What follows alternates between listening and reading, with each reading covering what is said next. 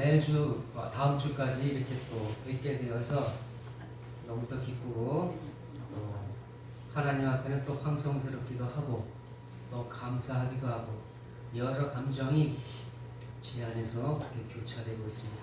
어쨌든 인천으로 향하는 제 발걸음은 너무 가볍고 행복합니다.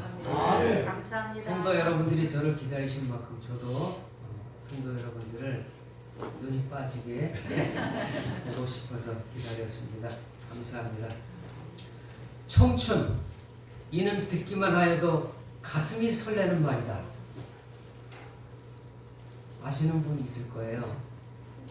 소설가 민태원의 산문집 청춘 예찬이라는 곳에 나오는 유명한 말이죠.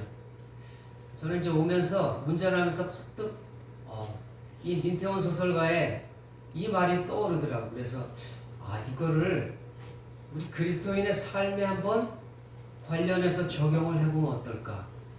예수, 이는 듣기만 하여도 가슴이 설레는 말이다. 아멘. 그렇게 생각하시죠? 아멘. 우리 여기 모인 이유는 설명하지 않아도 다 아시죠? 예수 그리스도 존귀하신 그 이름을 높이고 마음껏 찬양하기 위해서 아멘. 이 자리에 모였습니다. 우리의 이런 예배 행위를 하나님께서 기뻐하시고 아멘. 또 마땅히 우리가 해야 할 도리인 것이죠. 아멘. 그래서 오늘 우리가 영과 진리로 하나님 앞에 예배할 때에 이 시간 모인 여러 성도님들의 그 사정을 헤아려 주시고 우리에게 필요한 은혜와 사랑으로 풍성하게 공급해 주실 것을 믿습니다. 아멘. 잠깐 기도하겠습니다. 우리로 하여금 찬양받기에 합당하신 전능하신 하나님 아버지 은혜를 감사합니다. 아멘. 하나님이 지으신 솜씨가 대자연을 수놓고 있습니다. 아멘. 그래서 많은 사람들은 실록의 계절을 맞아서 산으로 들로 바다로 자신들의 육체의 만족을 위해서 동분서주 바쁘게 그렇게 돌아다니지만 그러나 하나님의 사랑하는 귀한 우리 인천초대교회 성도님들 우리가 마땅히 있어야 할 곳이 주님의 성전임을 깨닫고 이 시간 하나님 존전에 나와 주의 이름을 높이며 하나님 앞에 예배하는 신실한 예배자로 저희들을 불러주시니 감사드립니다. 아멘. 이 시간 우리의 정성을 받아주시옵소서. 아멘. 하나님 이 시간은 또한 순서에 따라서 하나님의 말씀을 우리가 듣겠습니다. 성령께서 이 시간 이 자리에 하감해 주시어서 말씀을 전하는 자나 받는 자 모두가 하나님 말씀에 아멘으로 순종할 때에 이 말씀이 잘 박힌 못과 같이 우리의 신비에 새겨져서 아멘. 우리의 삶 속에서 100배, 60배, 30배의 풍성한 결실을 맺어 아멘. 하나님 앞에 자랑스러운 그리스도인으로 우뚝 설 수 있도록 이 시간 역사해 주시옵소서. 아멘. 은혜 주실 것을 믿사오며 예수님 이름으로 기도합니다. 아멘. 내과 의사이면서 정신건강 분야의 세계적인 권위자로 인정받는 데이빗 핑크라는 분이 계십니다. 이분의 연구 논문 중에서 안정을 위한 네박자 균형이란 제목의 논문이 있습니다. 그는 여기서 정신적인 안정을 위해서는 4가지 요소가 균형을 이루어야 한다고 그렇게 주장합니다. 이 4 요소는 바로 1. 놀이, 사랑, 마지막으로 예배입니다. 이 4가지가 적절하게 균형을 이루어야 정신적, 정서적인 안정을 유지할 수 있다고 합니다. 그래서 이 핑크 박사의 이 논문의 내용을 정리해 보면 바람직한 일과 적당한 놀이 그리고 휴식으로 성취감을 높이면서 사랑에 기초한 다른 사람과의 원만한 관계 또한 예배를 통해 하나님과의 친밀한 관계를 누릴 때 참된 평안과 기쁨 그리고 보람을 느낄 수 있다는 겁니다. 그러면서 말하기를 이 4가지를 모두 하나님의 영광을 위해서 하라는 겁니다.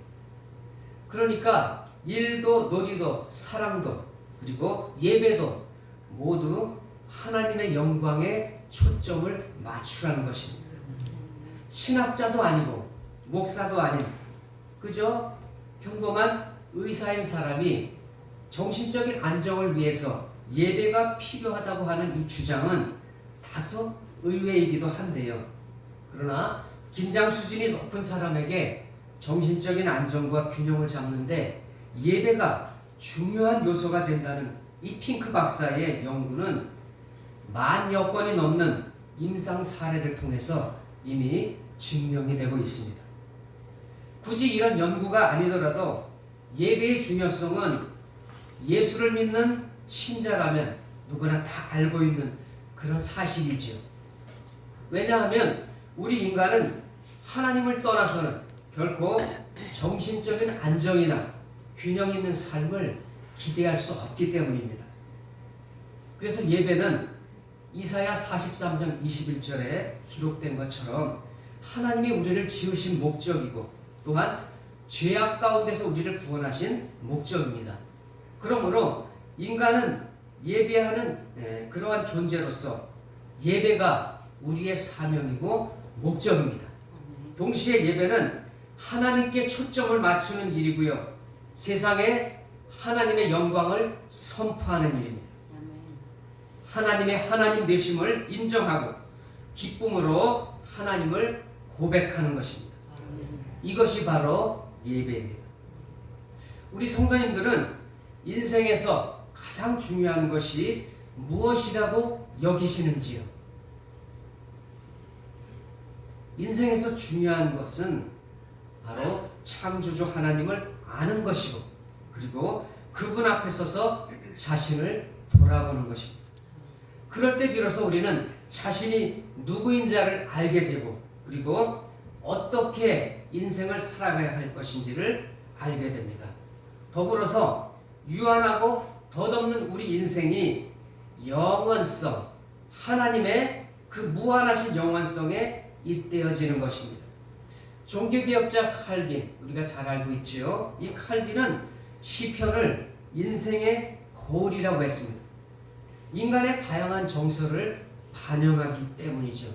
그렇습니다. 시편은 인간의 희노애락, 절망과 소망, 확신과 의심, 그리고 승리와 패배 등 인간사에서 맞닥뜨리는 모든 감정을 마치 거울처럼 가감없이 모두 그렇게 드러내기 때문인 것입니다. 그런 까닭에 이 시편은 성경 속의 성경이요, 영혼의 해부도요, 또 성경의 보물이라고 할 수 있는 것입니다. 그래서 우리가 오늘 살펴볼 시편 100편은 그 저자가 알려져 있지는 않아요. 그런데 95편부터 시작된 하나님의 주권적인 통치를 찬양하고 있습니다. 이 5편의 시편들 중에서 100편은 이제 마지막 시로서 앞선 5편의 그 찬양시의 결론 부분에 해당합니다. 감사의 시라는 표제어가 붙어 있지요. 그래서 이 시는 성전에서 감사 예배를 드릴 때 사용된 감사 예배시라는 것을 우리가 알 수 있습니다. 그래서 오늘 본문 이 시편 100편은요, 하나님께 대한 우주적 찬양의 권고로 시작하고 그에 대한 찬양의 이유로 마무리를 하고 있습니다. 그래서 하나님을 섬기는 자의 즐거움이 간결하고 함축적인 표현으로 그렇게 이루어져 있는 것이 특징이라고 볼 수 있습니다. 오늘 본문은 길지 않아요. 5구절로 된 짧은 시입니다. 그래서 이 시편 100편은 오늘날도 유대인들이 회당 예배에서 이 시편을 많이 사용하고 있다고 합니다. 그런데 이 짧은 시편이지만 이 속에 예배의 목적을 비롯해서 예배자의 자세, 그리고 예배의 요소, 또한 예배의 정신을 아주 분명하게 보여주고 있습니다. 그래서 오늘 이 시편을 통해서 예배의 정석이 무엇인지를 우리가 함께 살펴보고자 합니다. 첫 번째는 기쁨으로 예배해야 합니다. 아멘. 예배는 영어로 서비스라고 합니다. 봉사, 섬김을 뜻하는데 영이신 하나님을 우리가 섬기는 행위죠. 그것이 예배입니다. 그리고 함께 예배에 참여한 우리 지체들을 우리가 섬기는 것입니다. 이것이 이제 예배의 정신입니다. 한 걸음 더 나가면 하나님을 섬기는 마음과 자세로 우리의 이웃을 섬기는 것입니다. 그래서 히브리서 저자는요, 히브리서 13장 16절에서 오직 선을 행함과 서로 나눠주기를 잊지 말라. 이 같은 제사를 하나님이 기뻐하시느니라. 아멘. 라고 생활 예배를 강조하고 있습니다. 아멘. 그러니까 여러분, 예배는 바로 섬김이고 또 그 섬김의 방법은 기쁨으로입니다. 아멘. 그래서 예배는 하나님의 구원 사건에 대한 우리 인간의 응답으로 이에 대한 예배자의 태도가 기쁨과 즐거움 그리고 감격으로 나타날 수밖에 없다는 사실입니다. 아멘. 이제 구약으로 한번 가보겠습니다. 출애굽기 15장 20절에 보면 출애굽한 이스라엘 백성들이 하나님의 능력으로 홍해를 건넌 후에 모세의 누이 미리암을 따라서 손에 소고를 들고 춤추면서 하나님을 찬양하는 장면이 나옵니다. 이는 홍해에서 구원하신 그 사건에 대한 이스라엘 백성들이 감사함으로 응답하는 그런 모습입니다. 이집트 군대로부터 홍해로부터 구원받을 은혜가 너무 감사해서 온 백성이 함께 춤추며 기뻐하는 그런 모습이지요. 그리고 또 시편 126편 2절에 보면 바벨론 포로에서 돌아온 이스라엘 백성들의 그 입에는 웃음이 가득했고 그리고 혀에는 찬양이 찼었다라고 그렇게 기록하고 있습니다. 이것 또한 구원 사건에 대한 백성들의 응답을 보여준 것입니다. 70년 동안 포로 생활을 마치고 고국으로 돌아오게 되었으니 그것은 말로 할 수 없는 기쁨과 즐거움이었을 것입니다. 복음이라는 것, 이 말 자체가 좋은 소식, 기쁜 소식이지 않습니까? 그래서 이 좋은 소식, 기쁜 소식에 대한 사람들의 반응은 너나 할 것 없이 즐거움과 기쁨인 것이에요. 그러므로 기쁨은 예배에 있어서 중요한 요소가 되는 것입니다. 아멘. 그런데 여러분, 한 가지 안타까운 것은 언제부턴가 내게서 감격과 기쁨이 사라졌다면 이유는 딱 두 가지입니다. 아직 복음의 사건과 관계가 없기 때문이거나 구원의 감격을 잃어버렸기 때문입니다. 요한계시록 2장에 보니까 에베소 교회가 책망받는 내용이 나옵니다.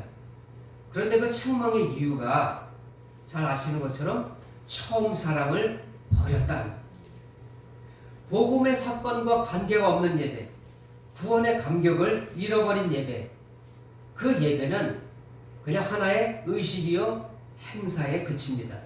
예배 자체가 이미 죽은 예배입니다. 내게 베푸신 그 구원의 사건을 경험한 사람이라면 예배의 기쁨과 감격은 아주 자연스러운 것입니다. 오, 이 기쁨 주님 주신 것, 오, 이 기쁨 주님 주신 것, 오, 이 기쁨 주님 주신 것, 주께 영광 할렐루야, 주만 찬양해. 주님 나와 동행을 하면서 나를 친구 삼으셨네. 우리 화로 받은 그 기쁨은 알 사람이 없도다. 그렇습니다, 여러분. 바로 내가 누리는, 내가 맛보는, 경험하는 이 기쁨, 이 감격을 가지고 주님을 섬겨야 하는 것입니다. 아멘. 그런데 예배에 감격과 기쁨이 있습니까? 아니, 기쁨과 감격이 있는 예배를 진정 원하십니까? 아멘. 그렇다면 주님께서 나를 위해 이루신 구원의 역사, 그 은혜를 깊이 묵상해 보시기 바랍니다. 아멘. 그래서 그 감동으로 매 순간 예배의 자리로 나오시기 바랍니다. 아멘. 그럴 때 하나님이 기뻐하시는 감격적이고 기쁨이 넘치는 살아있는 예배를 우리가 드릴 수 있는 것입니다. 아멘. 두 번째, 우리는 노래하면서 예배해야 합니다. 아멘. 어느 조각가가 만들어 놓은 작품을 보던 한 사람이 감탄하며 물었습니다. 아니, 어떻게 살아있는 듯한 생생한 모습의 말을 조각해낼 수 있습니까? 조각가가 이 물음에 웃으며 대답합니다. 그거요, 아주 단순한 거예요. 살아있는 말의 모습을 보면서 나머지 필요 없는 것들을 떼어낸 것 뿐입니다. 살아있는 말의 모습을 보면서 불필요한 부분들을 제거하다 보니까 그 말과 실제로 똑같은 그런 생생한 조각상이 탄생했다는 것입니다. 사랑하는 여러분, 우리 신앙생활의 목표가 무엇이겠습니까? 예수님처럼 되는 것, 아멘. 예수 그리스도를 닮는 것이지요. 아멘. 그런데 예수님의 모습을 담는 것 역시 예수님을 보면서 불필요한 부분들을 하나하나 제거하다 보면 예수님을 닮을 수가 있는 것입니다. 아멘. 예배는 전능하신 하나님 앞으로 나아가는 것입니다. 아멘. 쉽게 말하면요, 하나님과의 거리 좁히기에 아멘. 하나님과 간격을 좁히는 것이 바로 예배라는 것입니다. 아멘. 가까이 지근거리에서 예수님의 모습을 바라보며 오로지 예수님께만 집중하는 것입니다. 아멘. 그러면 주님의 모습이 우리의 삶에서 분명하게 드러나게 되는 것입니다. 아멘. 찬송가 288장 3절 가사에 있는 것처럼 세상과 나는 간 곳 없고 구속한 주만 보이게 되는 아멘. 그런 은혜가 우리 삶에 넘칠 줄로 믿습니다. 아멘. 예배는 하나님 앞으로 나아가는 것입니다. 아멘. 그런데 하나님 앞으로 나아가는 방법 중 하나를 본문은 노래 부르며, 즉 찬양으로 소개하고 있습니다. 물론 하나님 앞에 나아가는 방법이 여러 가지가 있을 수 있습니다. 그런데 오늘 본문은 찬양을 유독 강조하고 있는 것입니다. 찬양은 하나님의 이름을 높여드리는 영혼의 노래입니다. 우리 마음속의 모든 풍랑들을 잠재우고 그리고 우리의 몸과 영혼이 오직 주님만 사모하며 주님만 집중하게 만듭니다. 그래서 주님과 우리 사이의 간격을 좁혀주게 되는 것입니다. 그러므로 이 찬양은 예배에 있어서 또한 중요한 요소인 것이죠. 특히 히브리서 기자는 히브리서 13장 15절에서 찬양을 예배로 그리고 주님의 이름을 증거하는 입술의 열매라고 그렇게 말하고 있습니다. 이처럼 여러분, 찬양은 감격과 기쁨의 표현입니다. 하나님의 구원의 은혜에 감격하고 기뻐하는 사람은 목소리를 높이고 또 하나님을 찬양합니다. 그러므로 이 찬양은 삶에 찌들려 새어나오는 그런 신음소리가 아닙니다. 구원의 감격과 기쁨이 배어나온 즐거운 소리, 행복한 소리인 것입니다. 아멘. 사랑하는 성도 여러분들에게 제가 부탁드리겠습니다.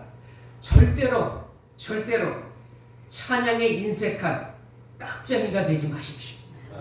다윗처럼 우리 모두 날마다 기쁨의 찬양을 부르면서 주님께 나아가는 신실한 예배자가 모두 되시기를 간절히 부탁드립니다. 아멘. 세 번째로 우리는 감사함으로 예배해야 합니다. 아멘. 어느 무더운 여름날이었습니다. 한낮에 두 남자가 나무 그늘 하나 없는 길을 땀을 뻘뻘 흘리면서 금방이라도 쓰러질 듯이 그렇게 힘겹게 걷고 있었습니다. 그런데 한참을 이렇게 힘들게 걷다 보니까 저 멀리 가지가 무성한 커다란 나무가 보였습니다. 그래서 두 사람은 아휴, 이제 살았다 하는 그런 심정으로 그 나무 그늘로 나무 힘을 다 내어서 달려가서 그 나무 그늘 밑에 도착하여 드디어 쉬게 되었습니다. 얼마 후 숨막히던 열기도 식고 그리고 비오듯 흐르던 땀방울도 멈추게 되었습니다. 그러자 한 사람이 나무를 올려다보면서 이렇게 말을 합니다. 여보시기에 나무란 원래 어딘가 쓸모가 있는 법인데 아니 여기 이 오리나무는 아무짝에도 쓸모가 없는 것 같아. 정말이지 무용지물이야. 그러자 옆에 있던 사람도 이렇게 맞장구를 치는 것이었습니다. 그러고 보니 정말 그렇군. 쓸모없는 나무야. 이 두 남자는 오리나무의 혜택을 누리면서도 감사노고사하고 무용지물이라고 이렇게 나무에 대해서 욕을 해대는 것이었습니다. 여러분, 그래서 이런 속담이 생긴 걸까요? 은혜는 물의 색이고 원수는 돌의 색입니다.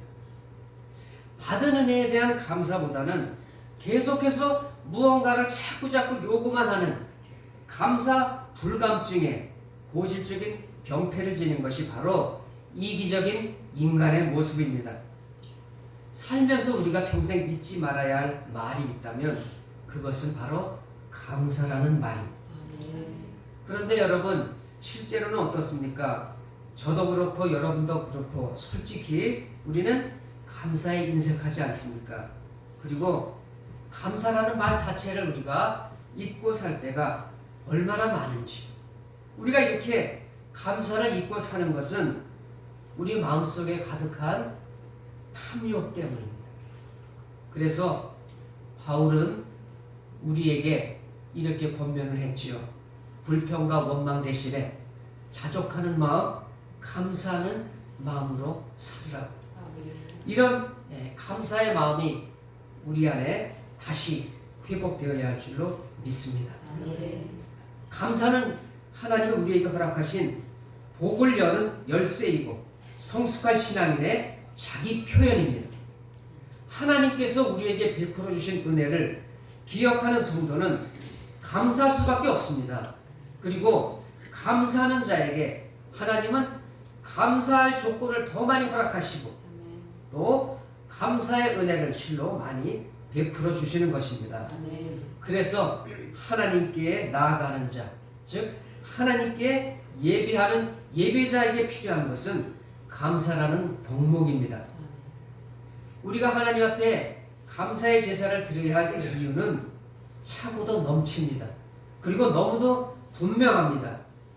오늘 본문에 나와 있습니다. 하나님은 우리를 지으신 자시오. 우리는 그의 것이고 또 그의 백성입니다. 그의 기르시는 양이기 때문입니다. 뿐만 아니라 여호와는 우리에게 선하신 분이고 그리고 그 인자하심이 잠깐이 아니고 어떡하다고요? 네, 영원하십니다. 그리고 하나님은 조변석계 하나님이 아니에요. 이랬다 저랬다 감정 따라 변하는 분이 아니에요. 하나님은 언제나 변함없으시고 성실하시다는 겁니다. 그리고 그것이 유효기간이 끝이 없어요. 한이 없으십니다. 시편 50편 23절에도 보면 감사로 제사를 드리는 자가 나를 영화롭게 하나니 그 행위를 옳게 하는 자에게 내가 하나님의 구원을 보이리라. 아멘. 하나님은 감사로 드리는 예배를 기뻐하시고 또 이런 예배자를 하나님은 지금도 찾고 계시다는 사실입니다. 더 나아가서 구원의 은총을 진심으로 기뻐하시고 또 감사하는 사람들의 고백이 있는 그 예배만이 하나님 앞에 드려지는 참된 예배인 것입니다. 사랑하는 성도 여러분, 이런 예배를 드릴 때에 하나님의 응답이 우리에게 주어집니다. 그리고 이런 예배를 통해서만 이 예배에 참여하는 그 사람들의 마음에 진정한 평강과 위로가 부어지는 것입니다. 이제 끝으로 우리들의 신앙의 영웅 헬렌 켈러 여사가 전하는 감사의 비결을 한 가지 소개합니다. 들어보세요. 내일이면 장님이 될 것처럼 당신의 눈을 사용하세요. 그리고 내일이면 귀머거리가 될 것처럼 말소리와 새소리, 오케스트라의 힘찬 선율을 들어보세요. 모든 물체를 내일이면 만져보지 못하게 될 것처럼 만져보고, 내일이면 다시는 냄새와 맛을 못 느낄 것처럼 꽃향기를 마시며 매 숟갈 맛을 음미하세요. 이제 말씀을 정리하겠습니다. 우리 그리스도인들은 내 삶이 내 것이 아님을 분명히 인식해야 합니다. 우리는 어떤 존재입니까? 예수 그리스도로 말미암아 구원받았고요, 예수 그리스도로 인하여 하나님의 백성이 되었습니다.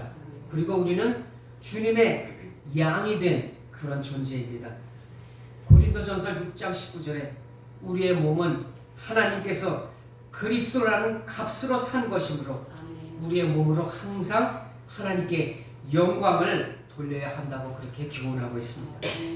하나님께 영광을 돌리는 방법은 우리의 거룩한 행실뿐만 아니라 그분의 구원의 은혜와 사랑, 그리고 성실하심에 대해서 항상 감사하고 찬양해야 하는 것입니다. 이 세상이 인간의 힘을 의지하고 스스로에 대한 자랑들로 가득 차 있을 때, 그러나 우리 그리스도인들은 모든 영광을 오직 하나님께만 돌리고 하나님께 감사할 수 있어야 합니다. 하나님의 구원과 사랑에 대한 감격을 우리가 드러내고 간증해야 한다는 것입니다. 지금 우리가 가진 것, 누리고 있는 것, 그것은 당연한 것이 아닙니다. 우리의 생명도, 건강도, 시간도, 지식도, 그리고 사랑하는 우리의 가족조차도 모두가 하나님이 주신 은혜의 선물입니다. 믿습니까? 그렇습니다. 우리가 이 사실을 깨닫지 못하는 것이 바로 큰 문제입니다. 내게 주어진 모든 것을 감사로 받고 순간순간을 감사하면서 살 때, 이것이 바로 하나님이 기뻐하시는 예배자인 것입니다. 바라옵기는 우리 모두 기쁨으로 주님을 섬기고 그리고 찬양과 감사로서 주님 앞으로 날마다 나아가는 그런 복된 삶이 되시기를 주님의 이름으로 간절히 축원합니다. 기도하겠습니다. 복의 근원 되시는 예수 그리스도, 그 이름 앞에 무한한 감사와 영광을 올려드립니다. 우리는 본질상 진노의 자녀였고 허물과 죄로 죽었던 그런 우리를 긍휼에 풍성하신 그 큰 사랑으로 우리를 살리시고 자녀되게 하시니 더욱 감사를 드립니다. 이제 주님은 우리의 창조주이십니다. 또한 우리의 구속자이신 그런 주님이시기에 주님께 감사의 제사를 올려드리며 소리 높여 그 이름을 마음껏 찬양합니다. 이제 구하옵나니 앞으로 우리의 사는 날 동안 신실한 예배자로 나아가게 하시고 매 순간순간 기뻐하며 찬양하며 감사함으로 하나님을 영원하게 하는 우리 모두가 다 되게 하옵소서. 찬양받기에 합당하신 예수님의 존귀하신 이름으로 감사하며 기도하옵나이다. 아멘.